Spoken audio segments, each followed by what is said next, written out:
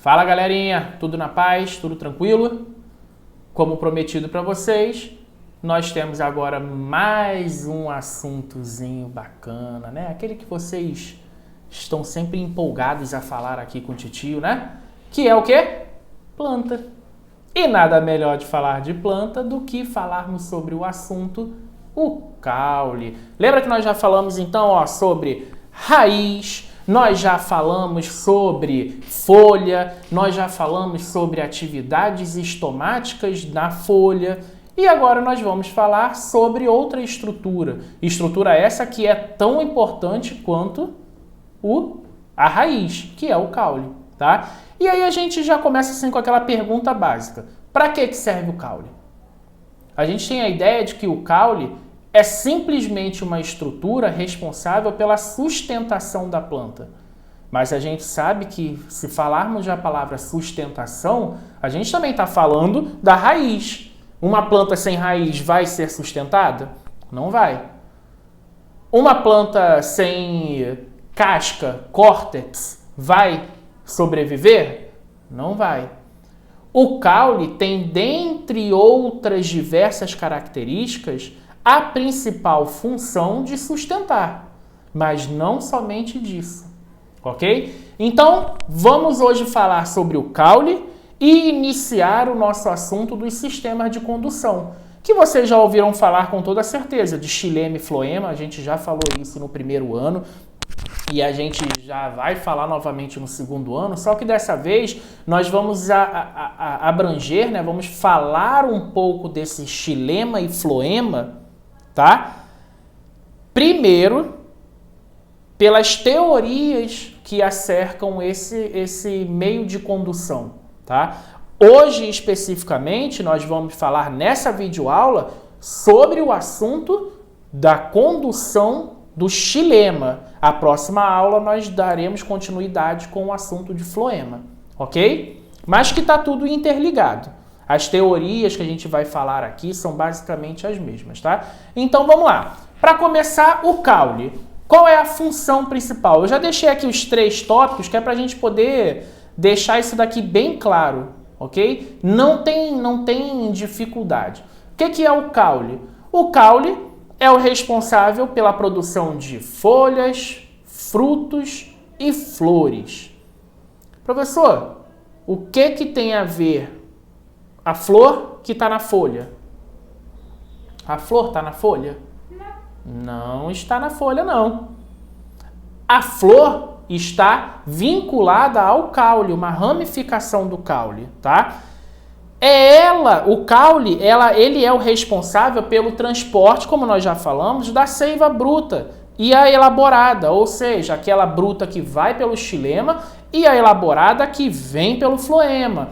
E também é responsável, olha aí, quando a gente pensa que é só sustentação, ele é responsável pela reserva de nutrientes. Um caso bem clássico de reserva nutritiva nítida são os cactos. Os cactos são plantas altas, grandes? Depende, alguns são, mas na sua maioria são de pequenos a médio porte. E essa planta de pequeno a médio porte não tem folha.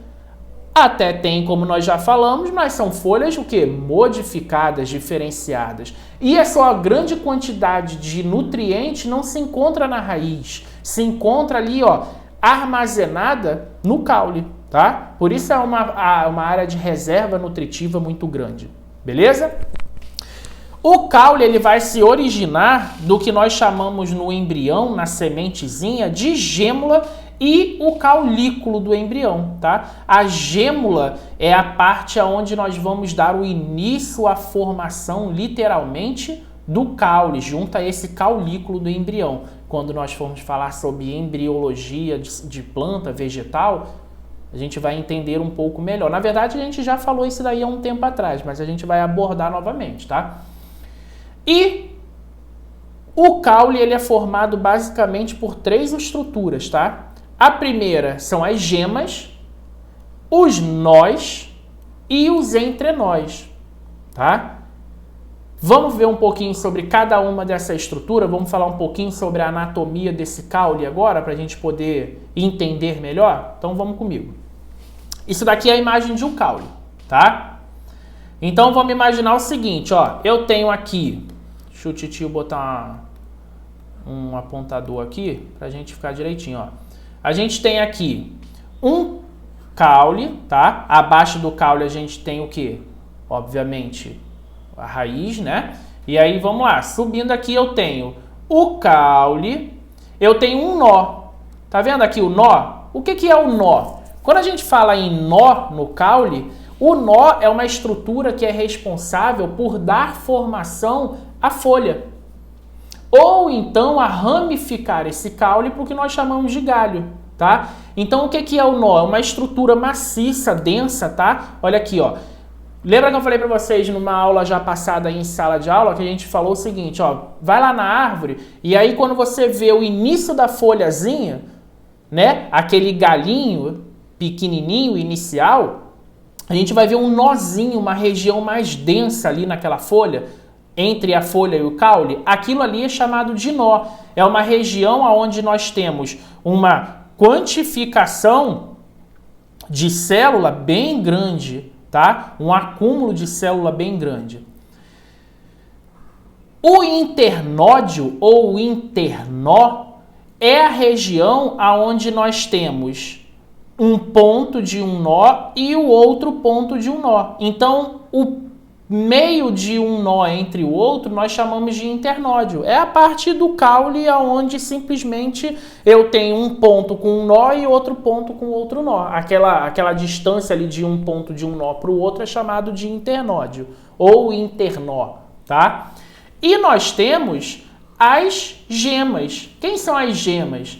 As gemas são folhas modificadas, tá? São folhas que muitas das vezes ainda irão se transformar em folhas maiores ou então vão ficar ali quietinha na delas.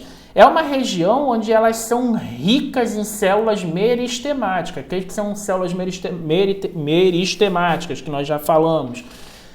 São células jovens, ainda sem uma função, tá? Elas não têm ainda uma especialidade, uma especificidade.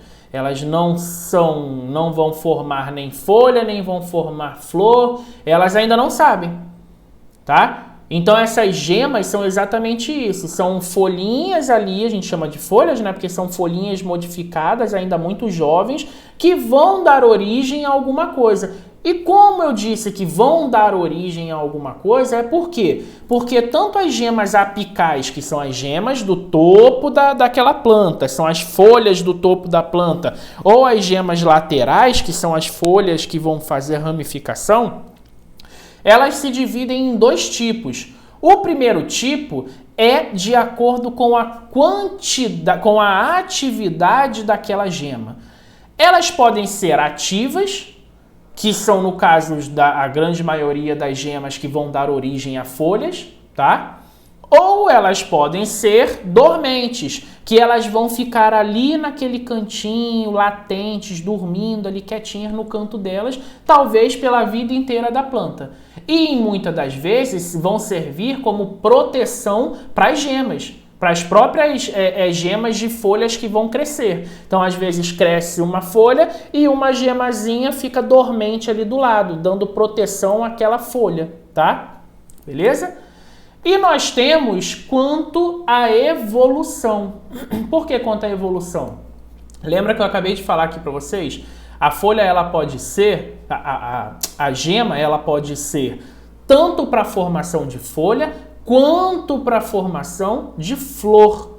Então, quando eu tenho a gema específica para a formação de folha, nós vamos chamar de gemas vegetativas, que vão dar origem a folhas, a ramificação de galhos e tudo mais. E quando nós chamamos, quando essas folhas darão origem a flores, por exemplo, ou até mesmo ao fruto, nós chamamos de células de gemas reprodutivas, ok? Então, ó, vegetativas quando eu tenho quando eu tenho formação de folha, de galho, alguma coisa do tipo. E galho não, né? O galho, no caso, é o próprio caule. Mas essas gemas podem dar origem a folhas, a ramos e tudo mais. E reprodutiva, quando essas gemas vão dar origem às flores, que mais à frente darão origem aos frutos, que nós já estudamos sobre isso daí, ok? Então vamos lá. Eita, me tirei do lugar aqui. Espera aí, já voltou. Vamos lá? Próximo slide. Só para vocês terem uma ideia, ó. Eu tenho agora a anatomia do caule. Para a gente falar sobre a anatomia do caule, a gente tem que entender o seguinte. Anatomicamente, as plantas são basicamente iguais. Só que nós temos dois grupos distintos de plantas, não temos? As eudicotiledôneas e as monocotiledôneas, tá? Então a estrutura anatômica interna dessas plantas, desses dois tipos de plantas, são um pouco diferentes, tá? Tem uma pequena variação aí, ok? E aí é isso que nós vamos entender aqui agora. Então vamos lá, ó. Aqui nesse caso eu tenho um corte transversal de um caule de uma eudicotiledônea. Então o que a eudicotiledônea ela possui? Basicamente quase tudo que a monocotiledônea. Mas vamos entender sobre cada uma dessas estruturas. Eu tenho a epiderme. Quem é a epiderme? É o carinha que é responsável por realizar a proteção, né, daquele caule, daquela planta. Lembra que eu falei para vocês aí há um tempo atrás? Tanto a epiderme do tecido vegetal quanto do tecido animal, elas têm basicamente a mesma função, que é a função de proteção do meio externo para o meio interno, ok? Nós temos o que nós chamamos de córtex. O córtex é o tecido de sustentação desse caule, é o que vai dar realmente aquela, sabe, aquela espessura, aquela rigidez daquela madeira, daquele caule, daquela planta. O córtex, ele é repleto do que nós chamamos de células parenquimáticas, tá? São células literalmente de sustentação, são as células vegetais ali em abundância. E nós temos o cilindro central, que é essa linha aqui vermelhinha, ó, na imagem. E esse tecido aqui, esse cilindro central, esse cilindro central aqui, né? Ele se divide em dois tipos. Esse cilindro, você vê que ele corta tanto o xilema, lembra, o xilema está dentro do cilindro central, ele está localizado dentro do cilindro central. É quem vai realizar como é que eu vou dizer? Como é que eu falo? A subida, né? Que vai levar, que vai conduzir a seiva bruta, tá? A seiva ainda não elaborada. E ele corta, né, então, o xilema, e do lado de fora dele, na parede externa do cilindro central, eu tenho o floema, que é quem vai levar a seiva já elaborada, já trabalhada, para ser distribuída pela planta. E esse cilindro aqui, ele é dividido, tá? Aqui dentro tem a medula. Esse cilindro aqui, eu divido ele por partes. Que tipo de partes? Tanto chamado de câmbio fascicular como câmbio interfascicular. Ok? O que é essa característica? O que é um câmbio fascicular com o câmbio interfascicular? É simplesmente a posição aonde ele é localizado.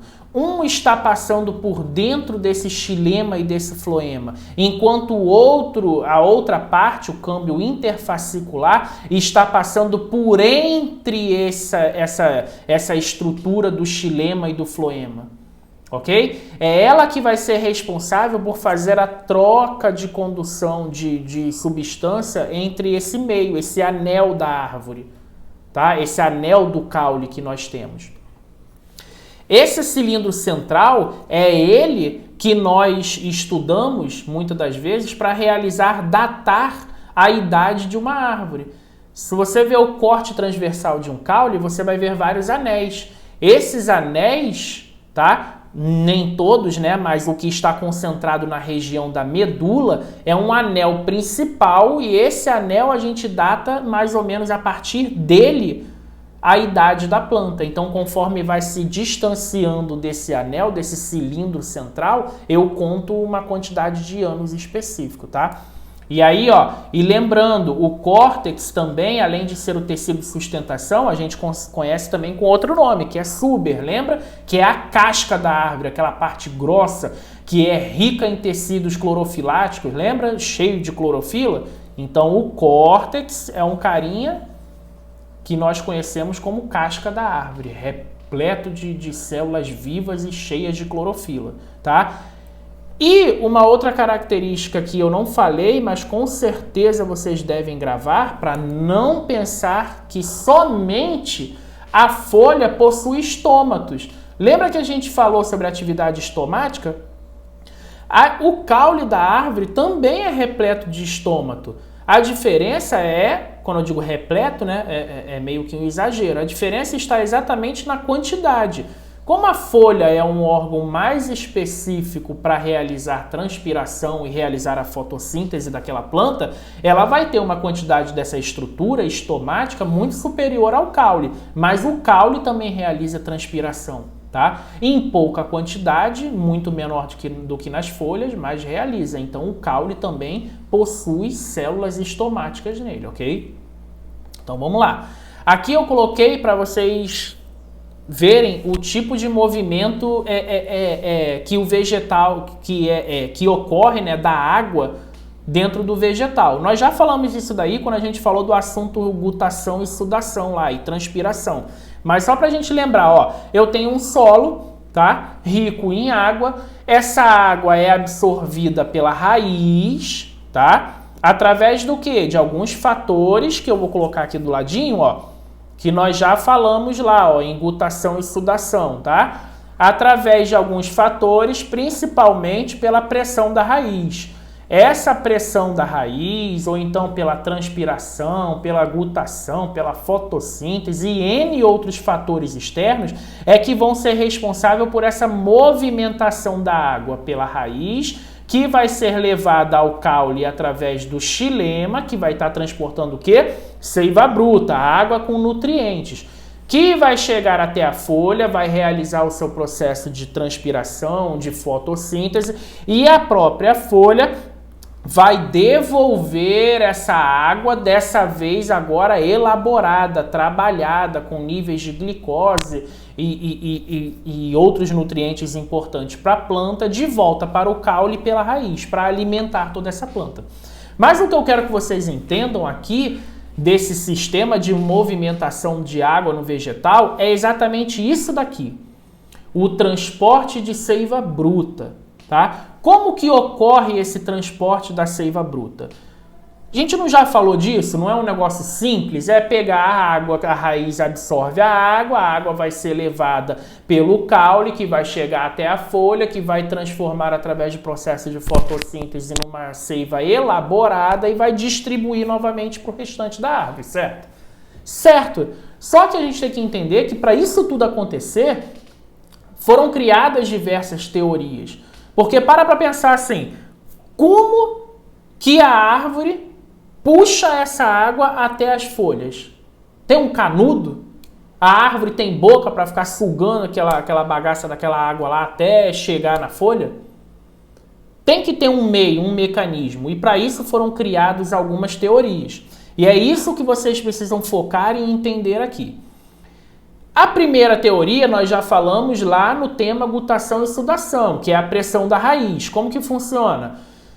A raiz ela está num meio completamente encharcado, cheio de água, e aí por troca osmótica, ou seja, de um local hiperconcentrado com um local hipoconcentrado, eu pego uma região com muito soluto e outra com muito solvente. Aquela que tem muito solvente vai entrar na região com muito soluto, ou seja, onde tem muita água vai entrar onde tem menos água. tá? E aí, por essa troca osmótica, a água vai adentrando a raiz e conforme vai enchendo essa raiz, a raiz vai levando para o caule até chegar à folha, tá? Como se estivesse enchendo daqui, ó. Pego um copo, eu pego uma jarra vazia e boto debaixo da torneira e encho de água, não começa a subir aqui, ó, encher de água de baixo para cima? É basicamente isso, a pressão de raiz. Eu tenho água entrando pela raiz e essa água vai chegar uma hora que vai transbordar até chegar na folha, ok? Então essa é a teoria da pressão de raiz. Ela é muito aceita porque ela realmente existe. Na verdade, todas as teorias que eu vou falar aqui, elas existem e são funcionais, mas nem todas têm sua explicação finalizada, tá? A próxima é da capilaridade. A teoria da capilaridade, ele explica o seguinte, que as raízes e o caule possuem capilares, vasos. E esses vasos, eles vão através de osmose, a água que está externamente é introduzida para o interior do xilema e vão se acumulando na coluna de água, na coluna desse capilar, do xilema. Conforme essa água vai entrando, essa água tende a encher, esse tecido, esse xilema tende a encher e vai levando de acordo com o seu transbordamento. Só que essa teoria ela não explica o seguinte, a quantidade de água que é absorvida do exterior para o interior desses capilares é pequena. Ela existe, acontece, mas ela é pequena. E isso não explicaria, por exemplo, esse tipo de teoria, esse tipo de transporte de seiva bruta para plantas maiores, para árvores muito grandes. Porque você imagina assim, eu tenho uma árvore muito grande. Até esse capilar começar a absorver água e levar até a folha, essa folha já morreu por falta de nutriente. Entendeu? Então é essa situação que existe entre essa teoria da capilaridade. Ela realmente acontece. A água realmente ela é levada de fora, né, do exterior para dentro do xilema. Mas a condução para cima é que não tem ainda uma certa explicação, beleza? E aí nós temos aqui, ó, uma outra teoria, que é a teoria que nós chamamos de teoria de Dickson ou de sucção de folha. Essa teoria hoje é a teoria mais aceita, tá? É a teoria que mais se aceita por causa da funcionalidade. E o que ela diz? Lembra que a gente falou na gutação e na transpiração? Que eu tenho excesso de água na planta e chega um momento que essa planta extravasa a água. No momento que ela extravasa a água, tanto pela gutação quanto pela transpiração, eu estou fazendo uma pressão osmótica inversa. Ou seja, eu estou, por exemplo, liberando água, dando mais espaço para a raiz absorver. Então, quando eu gero uma liberação de água pela folha, uma quantidade de água está saindo pela folha, eu estou liberando pressão que está ocorrendo internamente na planta. É a mesma coisa que eu pegar assim, ó, eu pego uma garrafinha PET, enche de água ela, aí você está com ela tampada, aperta essa garrafinha, você consegue vazar alguma coisa? Não. Mas quando eu abro a tampa e libero água, o conteúdo de baixo para cima não sobe? Isso é pressão osmótica. Entendeu? Então é a mesma coisa que acontece com a planta. Conforme ela perde água na sua folha, conforme ela vai perdendo água por transpiração ou por gutação, ela vai liberando um índice de pressão para que aquela água que está sendo absorvida pela raiz seja levada para cima. Porque a pressão no caule é constante. Está sempre ali, ó, cheio, cheio, cheio. E conforme eu perco água lá em cima, eu libero água aqui no caminho, ó, a pressão começa a jogar essa água para cima. E essa água, no caso que a gente está falando, é essa seiva elaborada, essa seiva bruta. É a mistura de água com nutrientes que já estão presentes ali na raiz e no caule. Ok? Galera, o assunto de hoje é esse daí, tá? Não é um assunto complicado, mas requer um pouco de atenção exatamente nessas teorias e na parte da estrutura do caule, beleza? O próximo assunto que nós vamos abordar continuará sendo sobre o caule, mas agora nós vamos falar sobre o floema, a estrutura de liberação, de condução da seiva elaborada dentro da planta, ok?